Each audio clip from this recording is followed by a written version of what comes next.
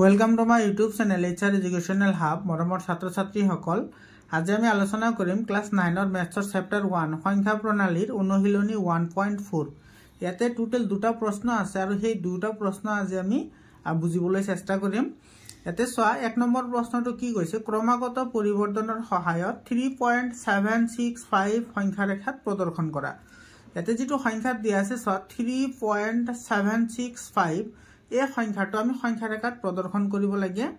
একেবাৰে ইজি হয়, তোমালোকে এটো যদি 3 আৰু 4 লৈকে গণিব পাৰা তেতিয়া হলে তোমালোকে এটো পাৰি যাবা। এতে চোৱা, প্ৰথমতে তুমি এটো সংখ্যা ৰেখাত উপস্থাপন কৰিবলৈ হলে প্ৰথমতে তুমি এনেকুৱা এখন সংখ্যা ৰেখা লবা আৰু এই সংখ্যা ৰেখাত তুমি প্ৰথমতে চোৱা এটো কিমান নাম্বাৰ আছে। এটো চোৱা 3তকৈ ডাঙৰ আছে কিন্তু 4তকৈ কি হয় এটো সৰু হয়। তো তুমি ইফালে লিখিবা 3 আৰু ইফালে লিখিবা কি 4 লিখিলা। এতিয়া তুমি এই যেটো সংখ্যা ৰেখা ললা এটো তুমি 10টা ভাগ কৰিবা, সমান সমানকৈ 10টা ভাগ কৰিবা। 1 2 3 4 5 6 7 8 9 আৰু এটো এটা 10। বুজি পালা? তো ইয়াতে আছে 3 আৰু ইয়াতে আছে 4। এতিয়া তুমি এই গুটেই এটা ভাগত তুমি ইয়াতে বহাব লাগিব। কি বহাব লাগিব? পয়েন্ট হিচাপে তুমি সংখ্যাবোৰ লিখিব লাগিব। তো ইয়াতে আছে তোমাৰ 3 আছে, তো ইয়াতে আহিব কি 3.1, ইয়াতে আহিব কি 3.2, এটা আহিব 3.3, এটা আহিব 3.4, এটা আহিব 3.5, 3.6, 3.7, 3.8 আৰু এটা আহিব 3.9 আৰু এটো হল 3.0, তাৰ মানে এটো হল 4। বুজি পালা? এতিয়া তুমি চোৱা ইয়াতে নাম্বাৰ আছিল কিমান আমাৰ 3.765। ইয়াতে লক্ষ্য কৰা এই যেটো নাম্বাৰ এটো কিন্তু তোমাৰ 3.7তকৈ ডাঙৰ কিন্তু 8তকৈ কি সৰু। বুজি পালা নে? তো এইখিনি তুমি কি কৰিব লাগিব? ম্যাগনিফাই কৰিব লাগিব, মানে পৰিবৰ্ধন, মানে ডাঙৰ কৰিব লাগিব। বুজি পাইছা? তাৰ মানে এই সংখ্যাটো ক'ত থাকিব? তোমাৰ 3.7 আৰু 3.8ৰ মাজত থাকিব। বুজি পালা? এতিয়া ইয়াতে তুমি এটো লিখিব পাৰা এটো যে 3 আৰু 4ৰ মাজত, 3 আৰু 4ৰ মাজত। এটো প্ৰথমতে তোমাৰ এটো হাৰি গল। ইয়াৰ পিছত তুমি যেটো সেকেন্ড যেটো হাৰি আহিব হেতুটো তুমি এনেকে এটা সংখ্যা ৰেখা আঁকিব লাগিব। ইয়াতে তুমি ভাগ কৰিব লাগিব 10টা, কিন্তু ইয়াৰে যেটো তোমাৰ ৰেঞ্জ, মানে দুইফালে যেটো তোমাৰ ই থাকিব হেতু কিন্তু হ'ব 3.7, ইফালে থাকিব 3.7 আৰু ইফালে আহিব কি তোমাৰ 3.8। বুজি পালা? তেতিয়া ইয়াতে কি আহিব? তো 10টা ভাগ কৰা, 1 2 3 4 5 6 7 8 9 10। এতিয়া তোমাৰ ইয়াতে আহিব কি 3.71, এটা আহিব 3.72, এটা আহিব 3.73, এটা আহিব 3.74, 3.75, ইফালে আহিব 3.76, 3.77, 3.78, এটা আহিব 3.79 আৰু ইফালে আহিব 3.8। বুজি পালা? এতিয়া চোৱা এই নাম্বাৰটো ইয়াতে কি আছে 3.765 আছে না। তো তাৰ মানে কি তোমাৰ 6 আছে। 6 আছে মানে কি তোমাৰ 5তকৈ কি আছে? ডাঙৰ আছে নে নাই? আছে। তাৰ মানে এটো আহিব তোমাৰ ক'ত আহিব 3.76 আৰু আছে 3.77, কাৰণ 6 5 আছে মানে তোমাৰ 7 6তকৈ ডাঙৰ কিন্তু 7তকৈ কি হয় এটো সৰু হয়। তো এটো এতিয়া আহিব ইয়াৰে মাজত আহিব। বুজি পালা? তুমি যদি ইচ্ছা কৰা তুমি ইফালে এনেকৈ দিব পাৰা, এটো আহিব ইয়াতে আৰু এটো যাব ইয়াতে। তুমি এনেকৈ দুটা এৰো দিও দিব পাৰা। ইয়াৰ পিছত তুমি এটো এৰো দিব পাৰা এনেকে, এটো আহিব ইফালে আৰু এটো যাব ইফালে। আৰু এটো হল তোমাৰ কি 3.7 আৰু এটো হল তোমাৰ 3.8ৰ মাজত। তুমি এনেকে ইয়াতে লিখিব পাৰা, নিলিখিলেও কথা নাই, লিখি দিলে ভাল।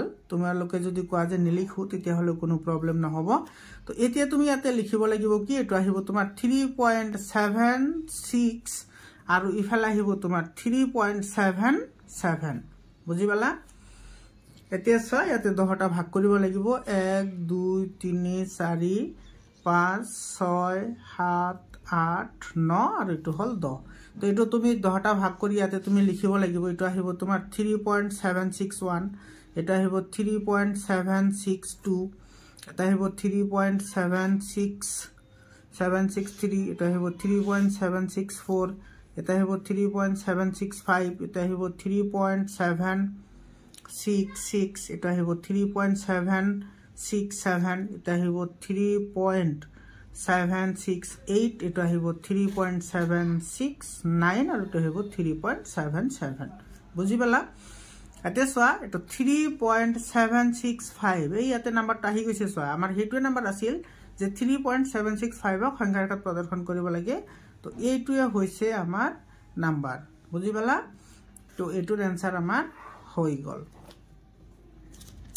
ইয়াৰে পিছত সোয়া এতে তোমাৰ যেটো 2 নম্বৰ যেটো প্ৰশ্ন আছে হে 2 নম্বৰ প্ৰশ্নটোত কি কৈছে 4.26 বাৰ সংখ্যাটো চতুৰ্থ দশমিক স্থানলৈ সংখ্যা ৰেখাত প্ৰদৰ্শন কৰা এটো কিন্তু তুমি কি কৰিব লাগিব চতুৰ্থ স্থানলৈ নিব লাগিব প্ৰথমতে আমি এটো কৰি লও এতে সোয়া যেটো তোমাৰ 4.26 বাৰ আছে আৰু এটো কৈছে কিমান চতুৰ্থ কিমান সংখ্যালৈ চতুৰ্থ সংখ্যালৈ মানে এটো তোমাৰ পয়েন্টৰ পিছত মাত্ৰ 4টা ডিজিট থাকিব লাগিব কেইটা ডিজিট 4টা তো এটো আহিব তোমাৰ কি 4.26 আৰু ইফালে আহিব কি 26 বুজি পালা তো ইয়াতে 4টা হি গল 1 2 3 4 তো এটো তাৰ পিছত আছে কি পয়েন্ট ইতে আমি এই সংখ্যাটো আমি কি কৰিব লাগিব সংখ্যা ৰেখাত বহুৱাব লাগিব তো সিমিলাৰলি আগতে 1 নম্বৰ যেটো কৰিলো হেতুৰ নিচিনা এটো আমি কৰিম প্ৰথমতে 4.26 আছে তো এটো 4 তকৈ ডাঙৰ কিন্তু 5 তকৈ সৰু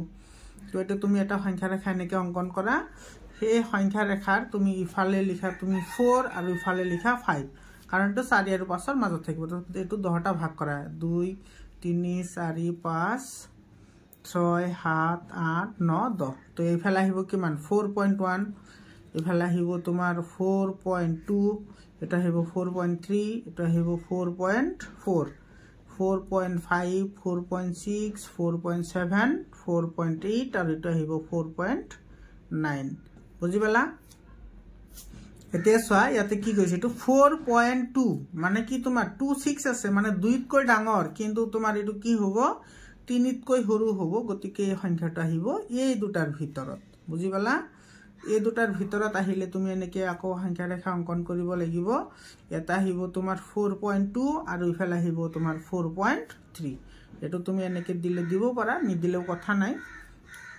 এটো তুমি 10টা ভাগ কৰা 1 2 3 4 5 6 7 8 9 আৰু ইফালে হল 10 তো এটো আহিব তোমাৰ 4.21 এটো আহিব 4.22 4.23 এটা আহিব 4.24 এটা আহিব 4.25 এটা আহিব 4.26 আকৌ আহিব 4.27 এটা আহিব 4.28 ইফালে আহিব 4.29 আৰু ইফালে আছে 4.3 এটা সব 4.262 আছে মানে 262 মানে এটো সা আকৌ 2 আছে তো এটো তোমাৰ 6.26 তকৈ ডাঙৰ হ'ব কিন্তু 27 তকৈ কি হ'ব সৰু হ'ব তো এই সংখ্যাটো তোমাৰ ইয়াতে আহি যাব এই দুটাৰ মাজত থাকিব মানে 4.26 আৰু 4.27 ৰ মাজত থাকিব তো আকৌ তুমি এটো কি কৰিব লাগিব এনেকে তুমি এটা নাম্বাৰ লাইন লব লাগিব এটো তুমি এনেকে দিব পাৰা এটা আহিব ইফালে তো ইয়াতে আহিব তোমাৰ 4.26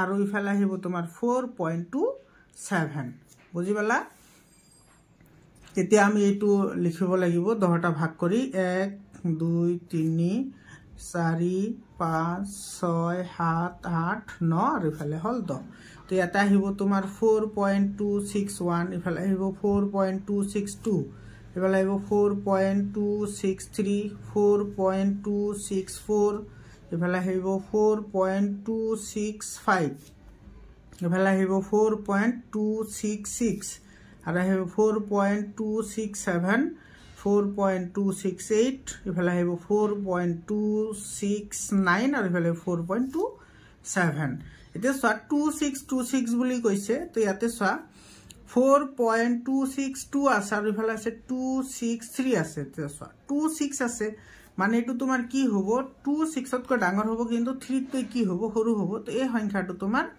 এই দুটাৰ ভিতৰত আহি যাব তো এই দুটাৰ ভিতৰত যদি আহে তুমি এটো আকৌ তুমি এটো ইফালে লব পাৰা আকৌ এটো তুমি ইফালে লোৱা এটো তুমি তৃতীয়লৈকে কৰিব লাগিব যেতিয়ালৈকে তোমাৰ যেটো নাম্বাৰ ওলাবলৈ দিছে সেই নাম্বাৰটো তুমি নোপোৱা তো ইয়াতে লিখিব লাগিব 4.262 আৰু ইফালে আহিব 4.263 বুজি পালা তো ভাগ কৰা 1 2 3 4 5 6 7 8 9 10 তুমি এইটো তুমি স্কেলৰ সহায়ত ধুনীয়াকৈ ভাগ কৰিবা যাতে তোমাৰ এইবোৰৰ লেংথ যাতে ইকুৱেল হয়। তো ইয়াতে তোমাৰ কি আহিব 4.2621 এফালে আহিব 4.2622 তাৰপিছত এইটো আহিব 4.2623 এইটো আহিব 4.2624 এইটো আহিব 4.2625 এইটো আহিব 4.2626 আৰু ইফালে আহিব 4.2627